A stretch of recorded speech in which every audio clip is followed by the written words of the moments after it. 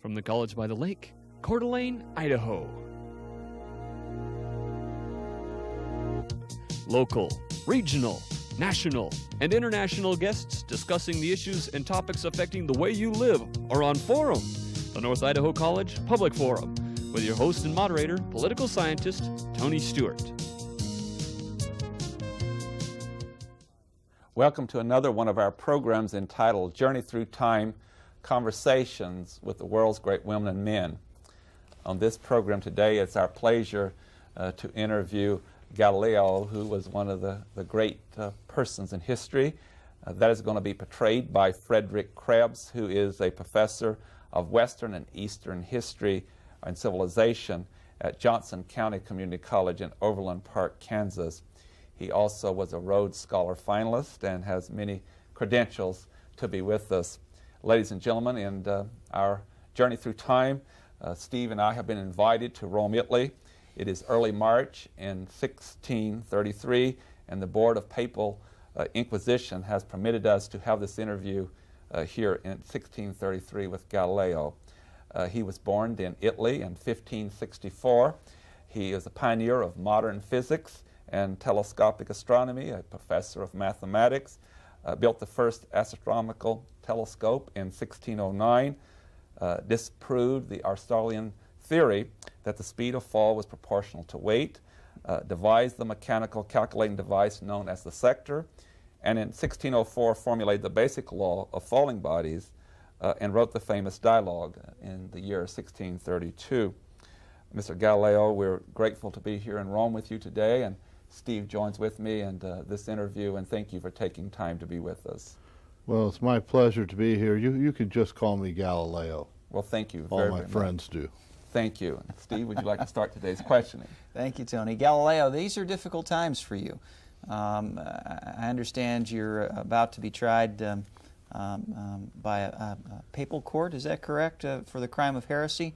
Could you tell us a little bit about what's involved here? Well, it really is a misunderstanding, I think. I have never been one who has proclaimed the absolute truth of Copernican theory, although much of what I have observed through the telescope and through my work with the tides and my study of the motion of objects certainly leads me to believe that the evidence of the senses and the necessary demonstrations of mathematics would certainly support the idea that the Earth indeed does move around the Sun, that the Sun is at the center of our group of planets. But in 1660, after some writing that I had developed, I was called before a papal court, and at that time was told that to defend or to expound on the ideas of Copernicus was to be forbidden to me. But I could write on anything else.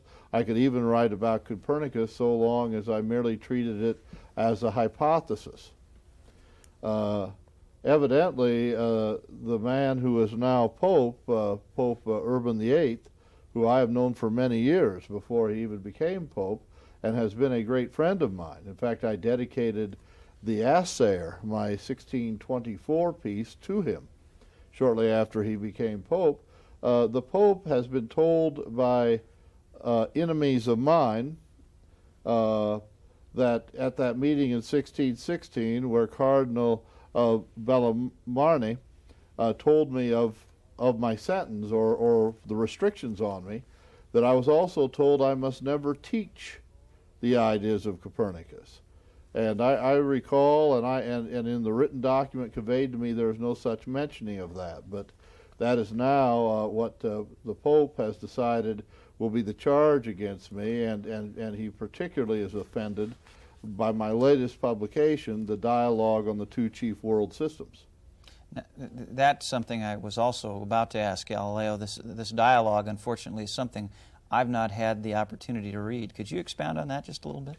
Well, in this dialogue, which is quite a popular way of presenting material to the general reading public, those interested in matters of science, it is customary that you would have two scholars of opposing viewpoints with a third party, an ordinary citizen, who would then, in being presented with the evidence, determine which of the scholars had been most persuasive. And I take a role as the academician in propounding my views on the Copernican theory, and then in defending the Aristotelian system. Although he has passed away, my colleague and friend from the University of Padua, Cremonini, I have placed in this dialogue as Simplicio, which was the name of one of the early commentators on Aristotle. So it's a great honor to them. And they discuss a variety of things about the observation of the moon, the motion of the Medicean stars around Jupiter, a variety of issues about the nature of motion and of Aristotelian methods, as we would call it, peripatetic methods of observing things. And evidently the Pope feels that or Pope Urban VIII, His Holiness, feels that I have broken my vow not to teach the ideas of Copernicus, although no such vow was taken by me. Mr. Galileo, you have, with your research in mathematics and physics, and particularly with the development and building of the telescope, had the opportunity to seek new knowledge, new information, new tests. But in doing so, you've challenged the knowledge that exists, some of the great theorists and the church and so forth.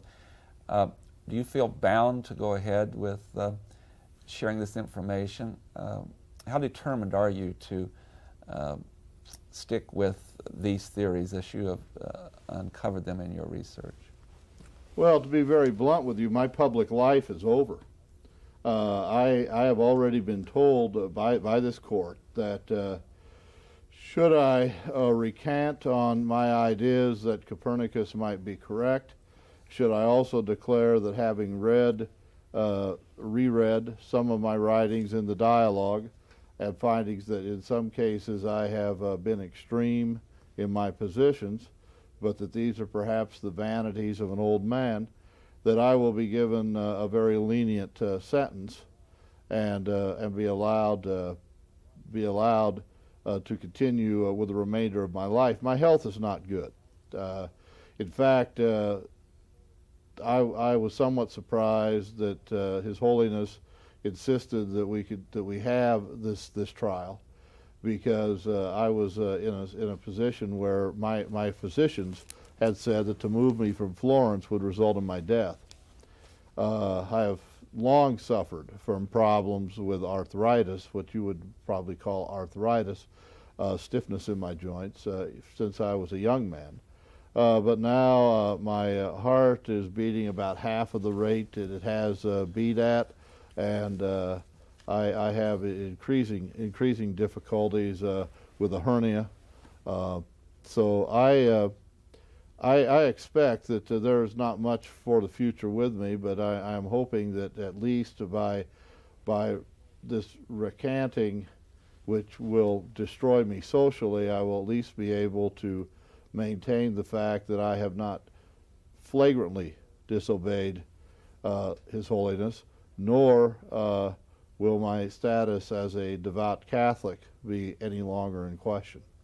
Let's talk about some of your accomplishments.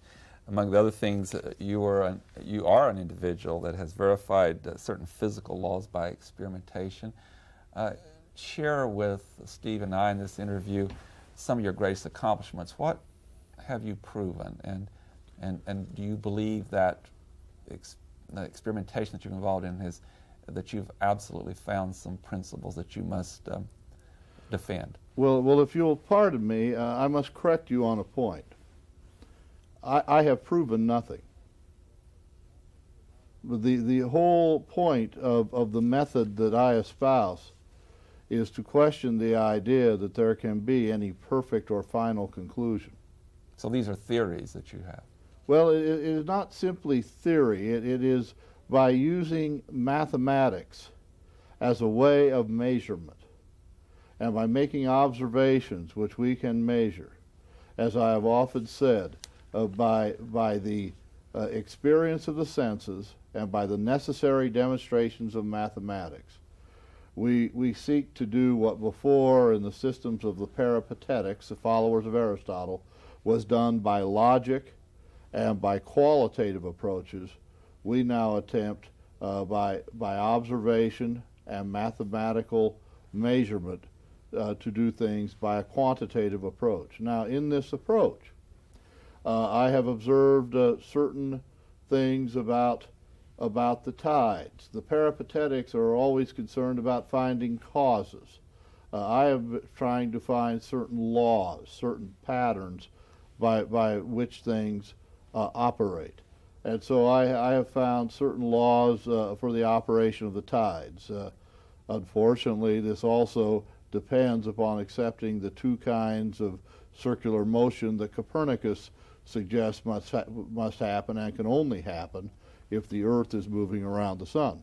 Would not be possible without that. It would not be possible without that, but it certainly does offer a much more satisfactory explanation of the tides.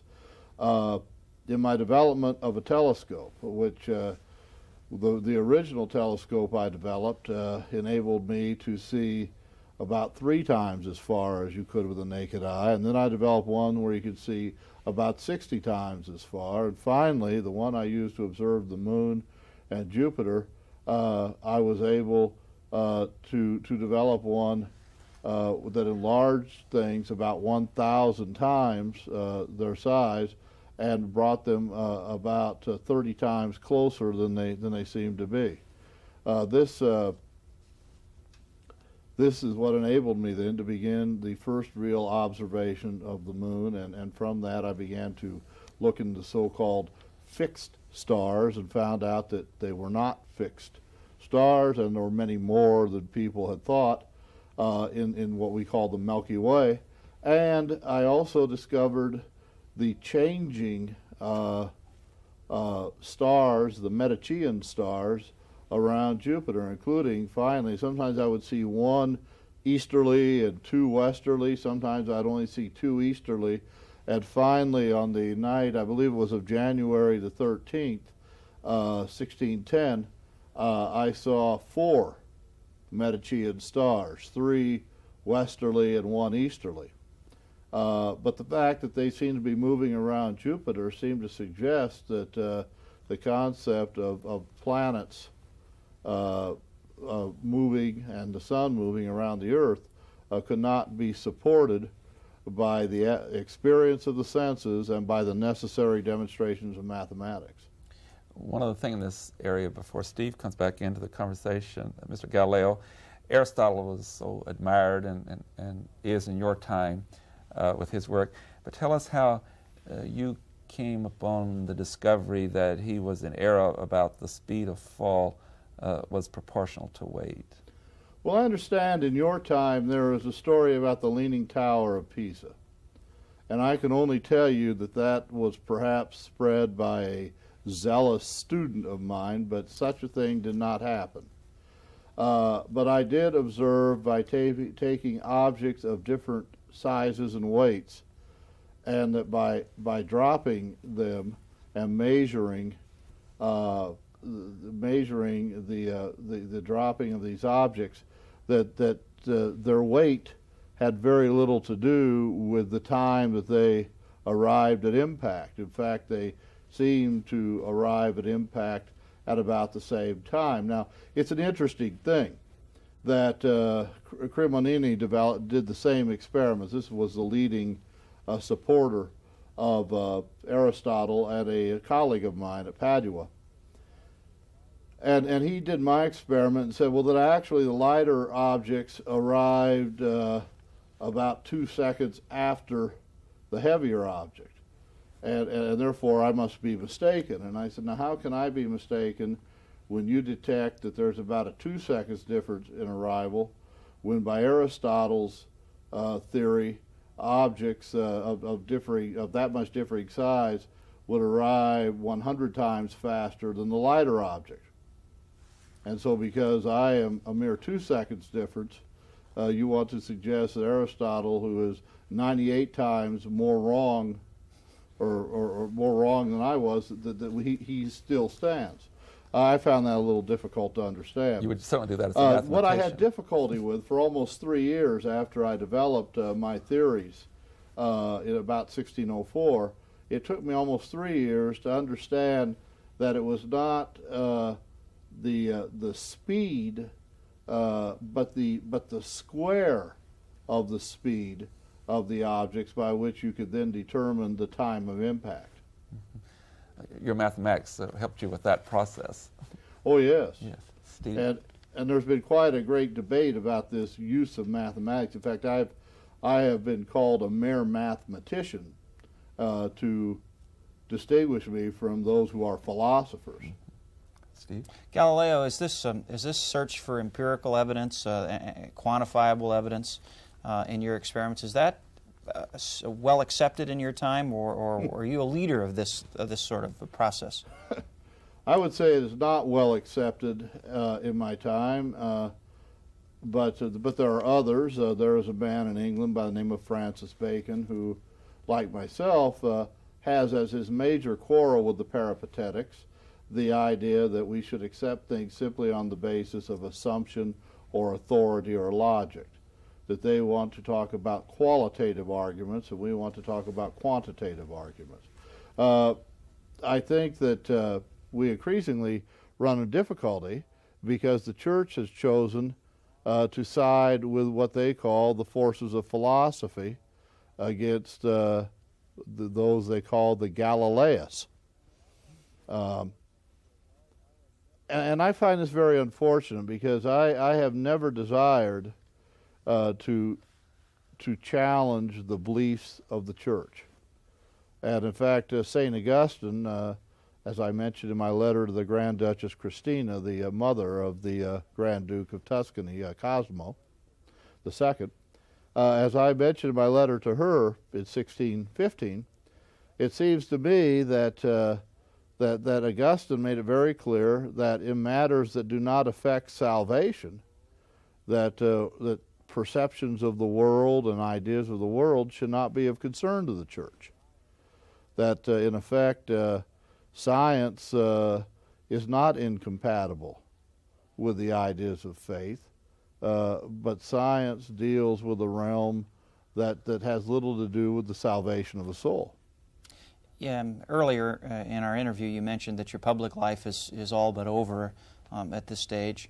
Looking back, however, on many years of work, are there other things that you're particularly proud of? Well, of course, it is a sin to have too much pride.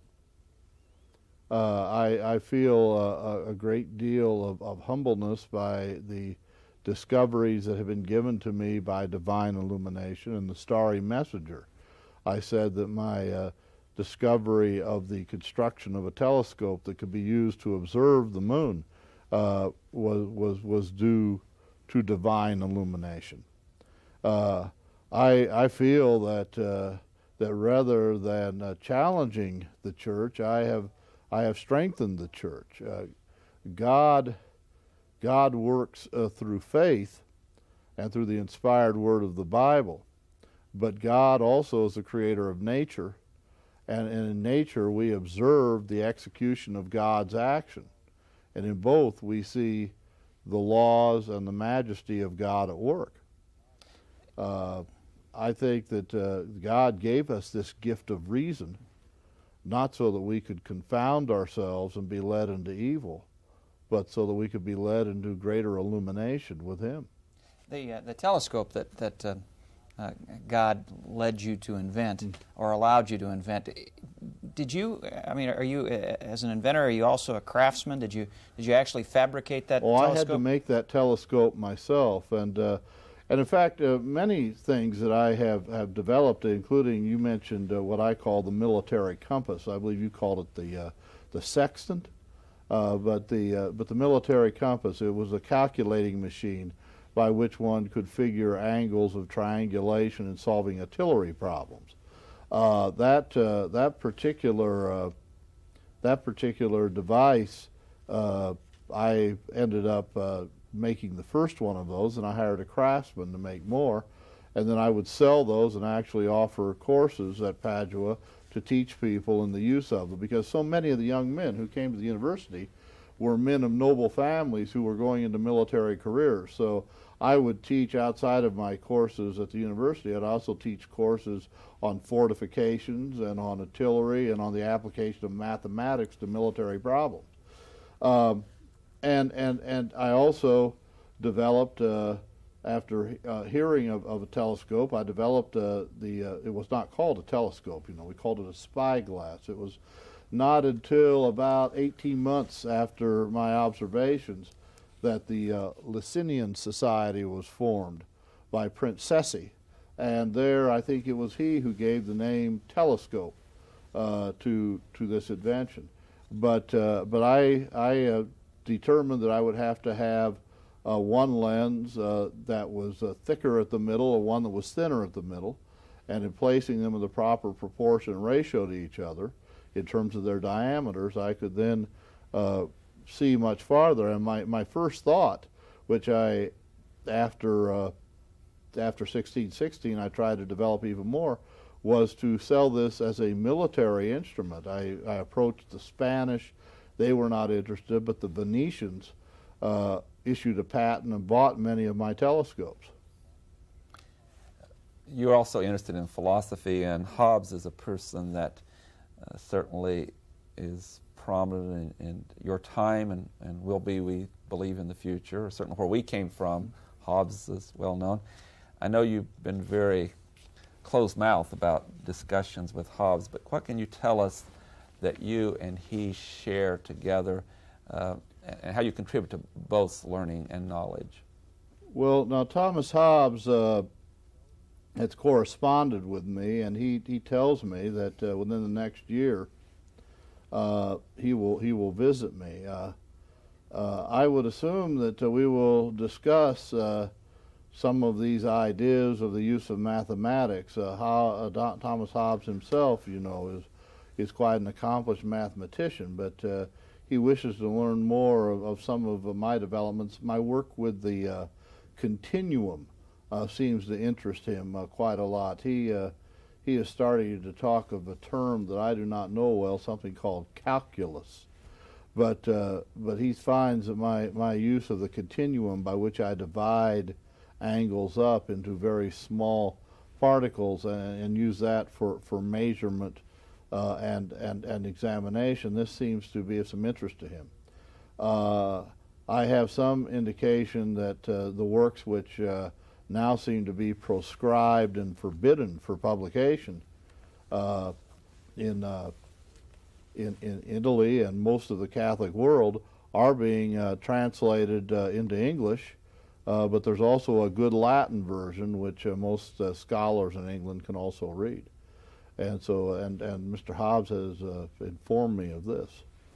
So in your work and others that are both what we call scientists and others that are philosophers, this crossing of languages and all is also very critical, is it not, to understand and to share information? Well, I used to be very open about the information that I had, and then very early in my career I had a very unfortunate incident. A man by the name of Baldassare Capra tried to take a patent out on this military compass and to claim that he had invented it. Now the fact that he had asked someone else for my plans and these things were in writing as early as 1598 led to his expulsion. He was a student. His expulsion from the University of Padua and his disgrace. But he was, I guess you would say, sponsored by a very powerful scientist by the name of Marina. And this man has continued to be, along with Signore, or shall I say, Father Catini. These have been two of my most constant critics and enemies. So after that incident, I have been very reluctant to announce my findings too quickly or to publish my conclusions. And any conclusions I have published, I've always published them as not being definitive conclusions, but conclusions that I have reached at this particular point, whatever point that may be. So you get to a certain point and after this bad experience you've had before you release to the public some of your findings? I've been much, I guess the phrase you would use, much more secretive about my work and my discoveries.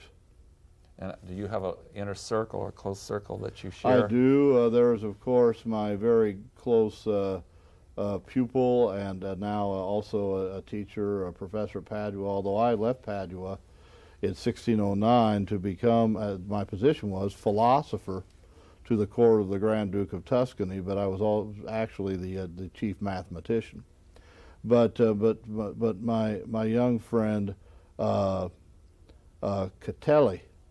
and he actually was one to whom I have written letters, and I wrote a letter on the 3 comets that appeared late in 1618, early in 1619, which began some of my difficulties as to once again supposedly supporting the ideas of Copernicus.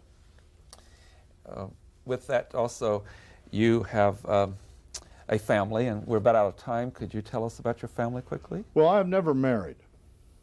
But about the time that I was working on my theories of the tides and on the military compass, at that time I was near Venice at Padua. I met a woman, a Venetian woman by the name of Marina Gambo.